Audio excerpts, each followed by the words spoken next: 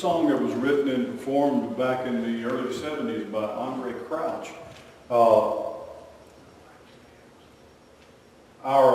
home church is the Flint Baptist Church, and it's celebrating its 200th year. It's bicentennial today. And but we were almost completely, we sang the traditional hymns on Sunday morning, but on Sunday night, and when we had singings, our church had its own group of people who were the missions quartet, and they sang Southern Gospel. And so when we celebrated and had special occasions, we had Southern Gospel music. So I didn't know anything about contemporary Christian music, and began as a young Christian to learn that was an area where God was really blessing. And there were so many wonderful songs being written and sung by young Christian people, and Andre Crouch taught me how to worship through song. You can go to YouTube and just type in Andre Crouch and listen to any of his music, and I encourage you to do so because it's just a blessing. Well, here's our prayer warrior guide. I can print one for you anytime if you need a hard copy or a printed or a paper copy, but it's always presented on our church Facebook sites, our Facebook page and group. And it's on my site as well. You can copy it, download it, put it on your phone if you wish. But you see our special prayer list as a part of this. Your name should be on here somewhere. If you happen to notice that I've somehow forgotten or left your name off of the prayer list, it's got the birthdays in there and what day your birthday is. But if you happen to notice that I've left your name off of our prayer list, then please let me know. I'll add that back in. I certainly do overlook things from time to time. So let's go on to the next slide there, Carter. Thank you. Now today we're going to have a special offering for Shannon Ward today at the end of our 11 a.m. service. So I hope that you brought a special offering with you. If you run anybody said, did y'all have that offering? I wanted to give something to that. Say, well, if you give it to me, I'll get it to the right place, or tell them how they can contact Miss Terry Ward and make a contribution. We want to continue to pray for Shannon. Good to see him this morning, and glad that he's here. He's continuing to improve and recover, but he's still recovering, so we'll continue to pray for him and his family. The next slide shows there's also a GoFundMe page that's on the internet. If you have access to the World Wide Web on your phone, or your tablet, or pad, or your computer, then you can go that. There's a link there that you can go. Those are all. It's also on Danny and Terry's website, and you can make a secure donation, a contribution through the GoFundMe site. So several different ways to help out if you can, along with your prayers. Let's carry on. Now on Wednesday night of December the 4th, we're going to have our holiday meal. So it's not really a Thanksgiving meal or a Christmas, but it kind of it's our occasion to be together after Thanksgiving and before all of the great. I've noticed the Christmas decorations already up and about down Main Street in Hartsville, I know for sure. But make your plans to come and be with us that Wednesday night, 6 p.m. at Libby's Restaurant there at the top. I heard it's a new thing now. I guess I haven't gotten engaged in it. Someone was asking for how to find Libby's the other day. Somebody says, do you know where that big cross is at the top of Priceville Mountain? Well, it's right there within sight of that cross. So that's a good way of giving directions. If you don't know where Libby's is at, which was hard for me to comprehend anyway, but come and be with us on that Wednesday night. And we're looking forward to that. We always have a good crowd, and all of the Dotson family and Crows, they get chicken livers. Now, let's go on to the next slide. I want to talk with you about wrestling with God. Wrestling with God. There is a story, and I hope you're familiar with it. So that part of the sermon, now maybe every once in a while, though, I can tell that I'm talking about something from the Bible, and someone says, well, I've never heard it. I thought I heard everything from the Bible. There's a story about Jacob. And Jacob was just kind of minding his own business, and he was worrying about tomorrow. Have you ever set up all of his kids and his wife and the whole family and everybody part of his clan were already asleep, and he was up in a lonely, lonesome place worrying about what was going to happen tomorrow? Yeah, he was scared to death. He was pretty sure that when he met his appointment the next day that it was going to be his last day on earth. And it doesn't say he went there to pray or to spiritualize or to gather strength. I think he was just afraid to go to sleep because he knew that he was just trying to squeeze every bit out of the life that he had left. He was pretty sure he was going to die. And then there are particularly two things in here. A lot of times in the Bible, and I think it's a key to understanding the Bible and the ways of God often. We think in our minds, well, it's got to be this or this. It must be this way or that way. But so many times, and so much of the Bible is about both and. You see, Jesus was not half man, half God. He was 100% very God, as the old theologians used to say. But he was completely man and human, just like you and I.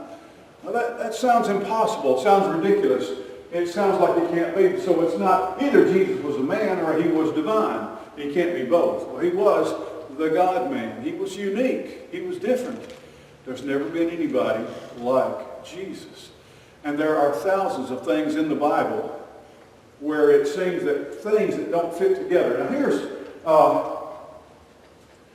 Genesis. We're going to read the passage, part of the passage here in just a minute. Genesis says that while Jacob was sitting there worrying his beads, wringing his hands, wiping his brow, it says there a man fought with him. Okay?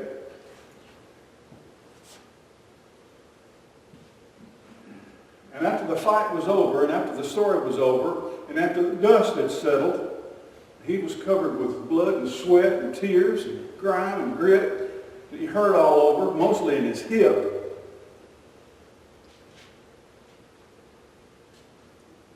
Jacob said, I'm calling the name of this place Peniel, which means the face of God. He says, I'm calling it Peniel because I've seen the face of God and survived to tell about it. I'm still alive, which is just an amazing thing. He'll hurt all his life. If you ever see God, you'll die. And so, was it a man or was it God? Now, if you see, there are many artist renditions of this story. You can find many of them through a Google search. Just do Google images. Painters and artists have drawn this contest or this match between God and man. It was far more exciting than the bout that you may have heard about last Friday night. That was a big disappointment, I think. You're going to get in the ring and fight a 50-year-old man? What do you think you're going to see? I wouldn't invest it all in. Yeah, I wouldn't pay $1 to watch that. I like Mike Tyson. I told the story again the other night. We all went over to my daddy's house back in the 70s. We was going to watch Mike Tyson, first time I'd ever seen him. And he was going to be on cable. My dad had paid that extra amount to have Mike Tyson and Michael Spinks on the TV. We was going to watch it. When we had hamburgers and hot dogs, we had chips and dip, and the whole family was there, all our step brothers and sisters and all the neighbors. And man, my daddy was a big pro of the day because he had this big screen TV. He paid for it, and they went ding, and Mike Tyson walked out to the center ring and went pow! And Mike Spinks hit the canvas after 2 minutes. That was a 2-minute fight. Well, this one lasted for a while. Yeah. But it says it was a man. And you'll find in these artist renditions, do you know what is almost always the case when an artist draws this story? The man that he's fighting with has wings. Yeah. So it must have been an angel. And if the WKRM news counter came and said, Jacob, did you see what happened? And he'd say, yeah, I did. Did you fight with an angel? He said, no, man. It was God. And he claimed my clock. All right. It was what is known among great theologians as a Christophany. It was a pre-Bethlehem incarnation of the Son of God. Right. It was God in the flesh. It was a man. You see, there's only one man who is God. I don't know what your opinion or impression of Jesus is, but he will kick your butt. Yes, that's true. I don't think you can probably say that in a sermon, but he's the kind of person who come down and he says, all right. You heard that story about the man who was sitting at the kitchen table in the afternoon, don't know why he was at home. And his wife came in from the door from her job. His wife came in, her hair looked a little frizzy. She looked at her husband and she said, we're going to fight. You pick the subject. Doesn't really matter what it's going to be about. Let's go on. Let's go on. Now what this story is really about is that Jacob had a brother named Esau, a twin brother. And I like this because they were twins. A lot of times when I see artist drawings of Jacob and Esau, they don't look anything alike. Now, sometimes there are paternal twins or maternal twins, and all twins don't look alike. But I believe that Jacob and Esau look just exactly alike, except Esau had red hair, which made him dangerous. If you know any red-headed people, be real careful. Yeah, be careful. Red-headed people. Don't call them gingers. That really makes them mad.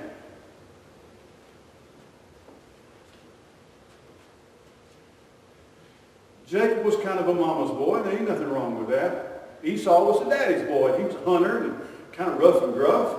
He probably smelled funny. I'm pretty sure he did. But when these two boys was born, Esau was born first, which made him the firstborn. He became the heir, the big deal, the firstborn son. Even though when Jacob was born immediately, and it says that when they took Esau, that Jacob was next, and he had a hold of his brother's heel. So they called him Jacob, which means supplanter. In other words, someone who would grab you by the foot. I've seen a lot of wonderful potential touchdowns foiled by somebody who was laying on the ground and just reach out in desperation and just grab someone by the foot and bring them down. There might be a running back. If you hit him hard, you couldn't tackle him for nothing. But if he had his eye on the goal line and you just grabbed him by the shoelaces, you could probably bring him down. Jacob was that kind of person. He was a supplanter. He was a grabber. And when they were grown, you see, in order to make Esau's firstborn status official, his father had to bless him.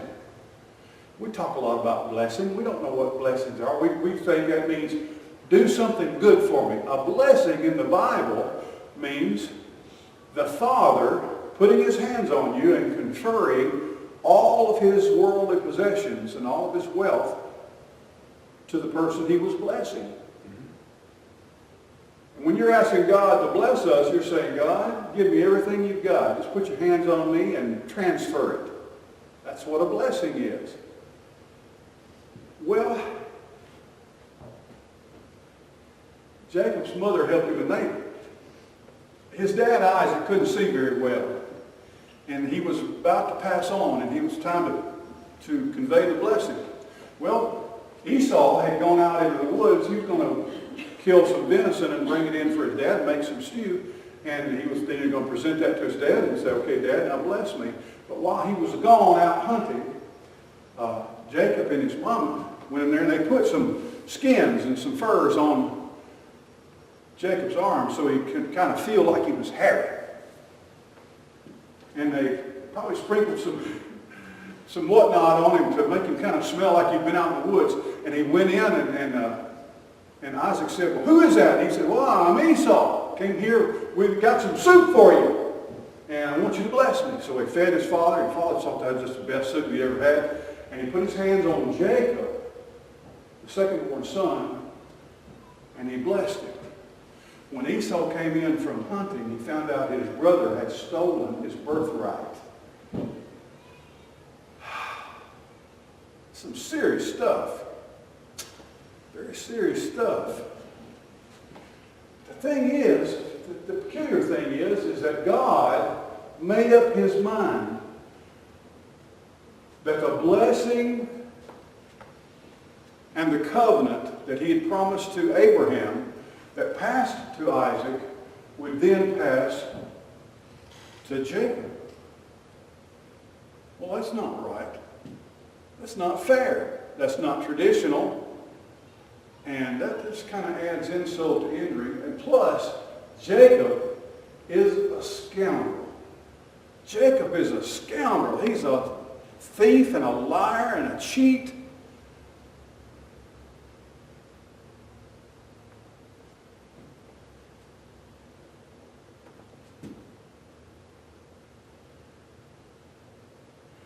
Sometimes you're going to be looking at the people of God, and you're going to be expecting to see the very best people that you know.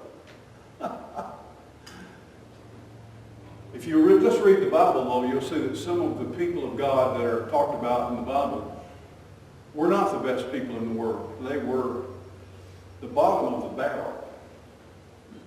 They needed saving, and they needed help. God chooses people like me, and maybe people like you. I don't want to put you in the same class as me. That sounds like low class.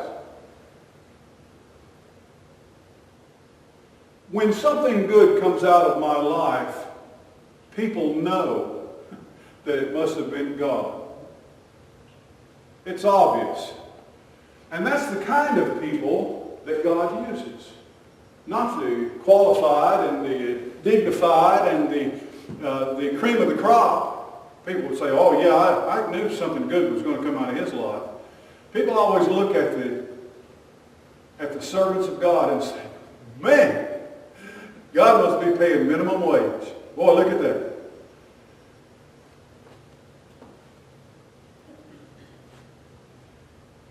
When Esau found out that his brother had stolen his birthright, he said, okay, I'll just kill him.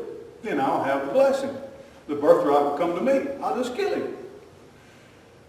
So Rebekah came to Jacob and said, you got to leave town.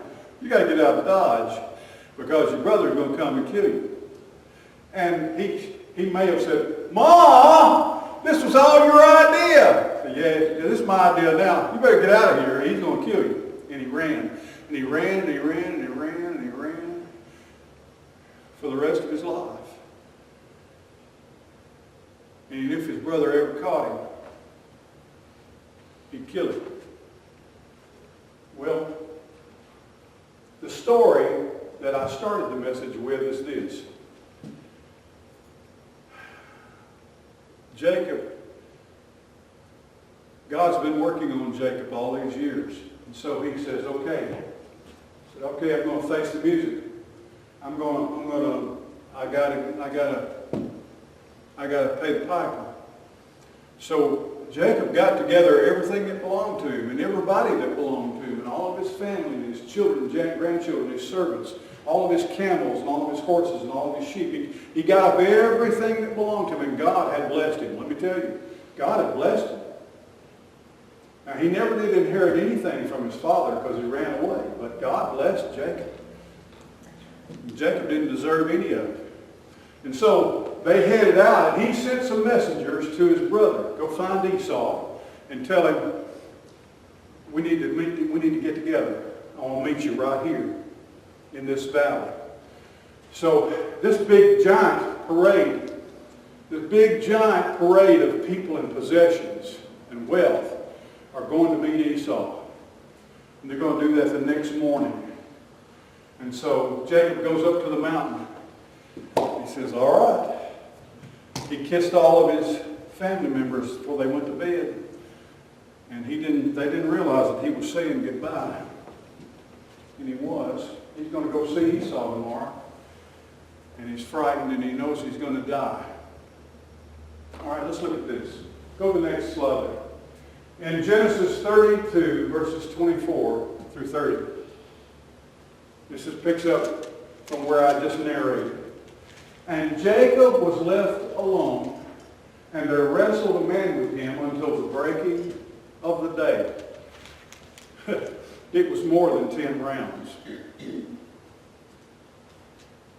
And when he saw that he prevailed not against him, he touched the hollow of his thigh. Now there's some pronouns here. Let me say, the man who wrestled with him, he saw that he prevailed not against him. So he touched the hollow of Jacob's thigh.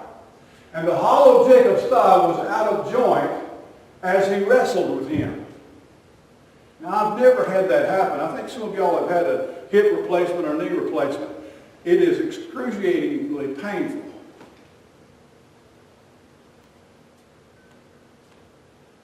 And the man that Jacob wrestled with said this, "Let me go, for the day breaks."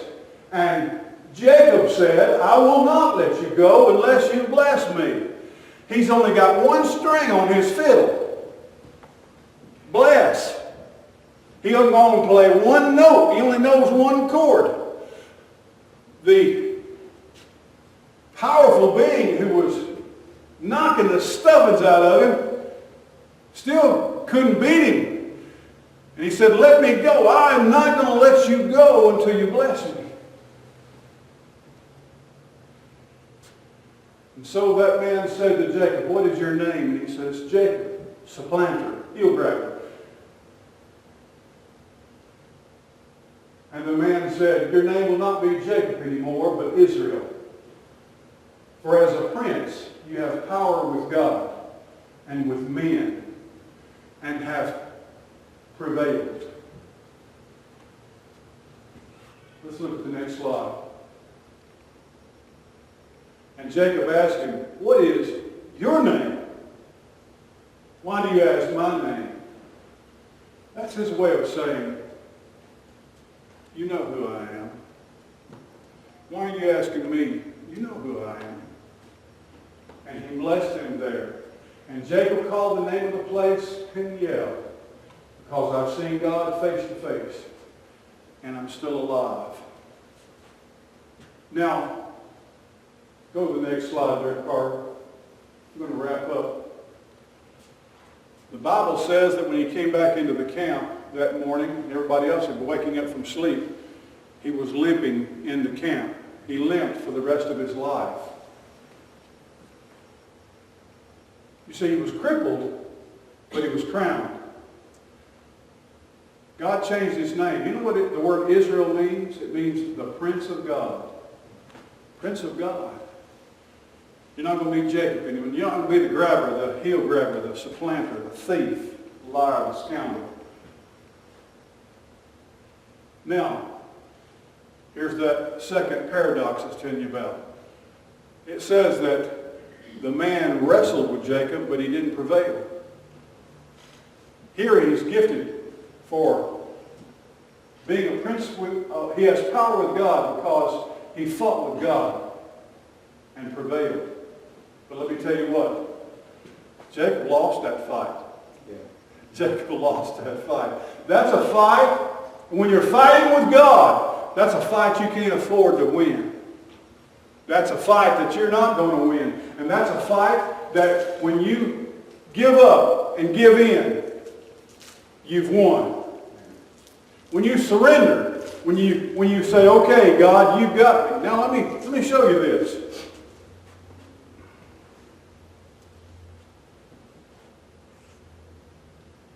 You're going to be at a time in your life, you're going to feel like you're just getting the snot beat out of you. You're getting the stuffings kicked out of you. You're going to make a terrible, awful mistake if you believe it's the devil.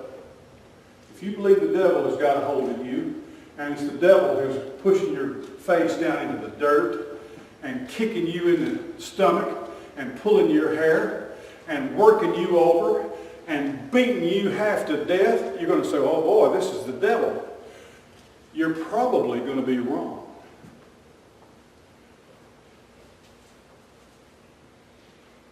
You know that the devil was involved in the Job story, but Job spent 42 chapters hollering at God for all the awful things that happened to him.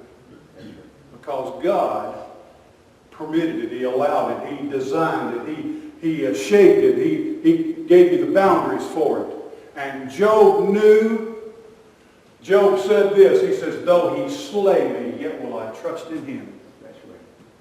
Though He slay me, He might kill me. He's pretty sure God was going to just kill him.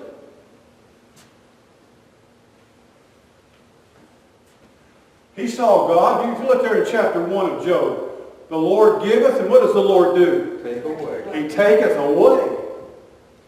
Well, we don't hear many sermons about that part. The Lord giveth and the Lord taketh away. And then you know what Job said immediately after that? The Lord giveth and the Lord taketh away. What? Blessed be the name, Blessed be the name of the Lord. Man, I can't be like that. I don't have that in me. You'll find in the Bible,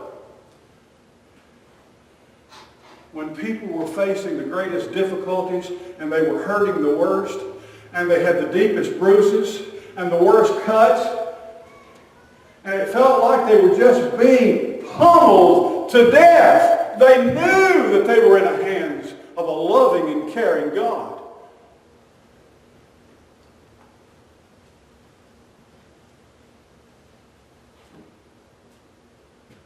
Now, I don't know if this is just a guy thing or not. I don't know how women connect with this. Men, we're raised violently, and we play rough sports, and we fight each other, and we go to war, and we're cruel, and we're severe. I've met great women who have the greatest courage and strength and stamina, but they're usually not violent and rough and cruel. Some are. They can be. I don't know how women read this story. Do you know what the psalmist said? See, I want to see if you know the rest of this one. Blessed are the wounds. You know the rest? Blessed are the wounds of a friend. Blessed are the wounds of the friend.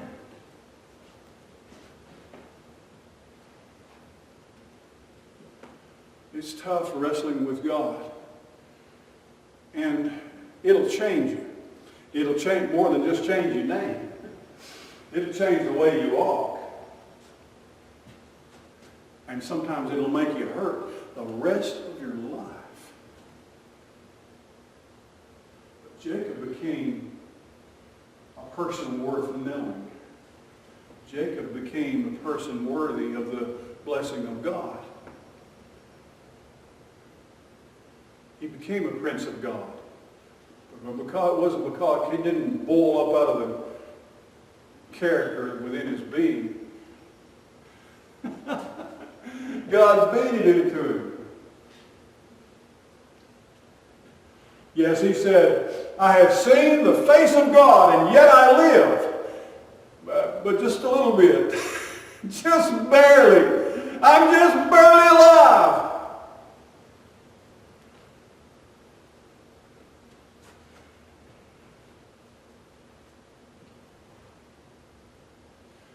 What would you do if you came up and saw two men on a mountaintop in the dark like that, and they were just fighting?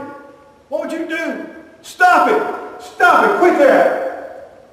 Quit fighting with each other. Do you know what Jacob would say? If you came in there and made them stop fighting, what would Jacob say? He started it! Don't y'all have kids? You only got one. You need to have another one so they can fight all the time.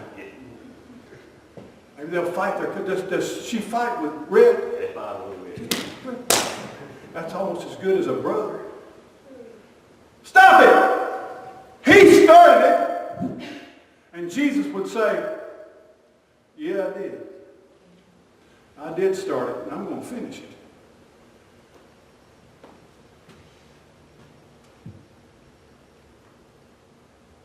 I wouldn't give anything for all the fights that me and my brother had when we were growing up.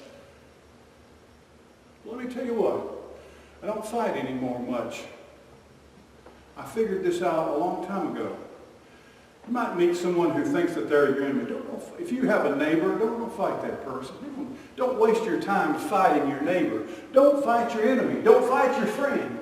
Don't fight your relative. If you have a husband or a wife, don't fight them. You know what I found out makes Terry madder than anything else? When I won't fight her. If she throws down, and I just pick you up and dust it off. You dropped your glove. Makes her so mad. There's only one person in the world worth fighting. Only one person in the whole universe worth fighting. And that's God. There's only one person in the world worth getting mad at. They don't even get mad at people. The other people you think mistreated you or unfair, or people don't like you, don't waste your time on that.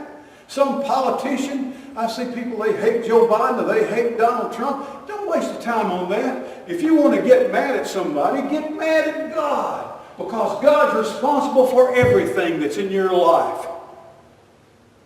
If you got a bone to pick, don't pick it out. Don't feel like, well, my life would be completely better if these other people would kind of get out of the way and settle down and leave me alone. They're a complete and total waste of time. You know, I do like boxing, and I like to read the biographies and so forth of Muhammad Ali and Joe Frazier. I like George Foreman. He was a world champion twice. Once when he was like 48 years old, something like that, almost as old as Tyson.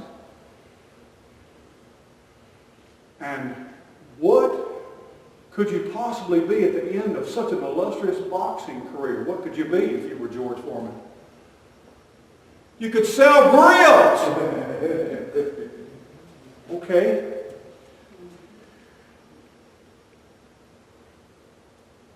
But I read these guys, and it's hard for them to go out and just get a hamburger. I guess that's why George built a hamburger grill. They can't go out and get a pizza. They can't go out to a movie. You know why? If Muhammad Ali goes out to Burger King, do you know what happens every single time? Of course, Muhammad Ali, he's gone now. He's passed away. But he used to say he couldn't go out in public. Do you know why? People didn't ask him for his autograph. Do you know what they asked him? To fight! Everybody wanted to fight with him because he was the champ. That's right. Muhammad Ali always said, I don't fight anybody but the champ. And then he would say, I am the champ. You know what else Muhammad Ali was? Well, you hate to say it, but go ahead and say it. Y'all didn't have your coffee this morning. He was the greatest. The greatest. He was the greatest. And he told everybody he met. He's not going to fight some punk at Burger King or some retired 27-year-old EUC boxer or cage wrestler. He only fights winners. Only fights those who are listed. Fights champions. If you come up, and that's what Jesus meant. That's what Jesus meant. Jesus says, if someone comes up to you and just slaps you cross-eyed, that's in the Aramaic, comes up and just slaps the stew out of you, look at him and say, the only person I fight is God. So you might as well just hit me again if you want to. Because you and me, we're not cross at all. But I do almost every day have a bone to pick with God. Let's pray together. Lord Jesus, you're not a pushover or a pansy. You're not easy. You're not timid. You're tougher than I. And you've beaten me many, many, many times to my advantage. Only when you've beaten me have I prevailed. If there's someone here today and they're fighting everybody but you, I pray that you'd get them into the ring. You'd get them on the mountaintop and you'd knock them down. And you'd cripple them. You'd change them. Like you have me, like you continue to do. If there's anyone here today whose whole world is a catastrophe and a calamity and a painful, agonizing trial, show them if they're locked in a loving embrace with you, and you're not going to let them go until you bless them. I pray this, Lord Jesus, in your name. Amen. Andy, do you have some other ushers selected for our final offering? If y'all would come forward, if y'all would play another selection of music. It's not the offertory hymn, but it is an offering for Shannon Ward. We want to help if we can. None of us will.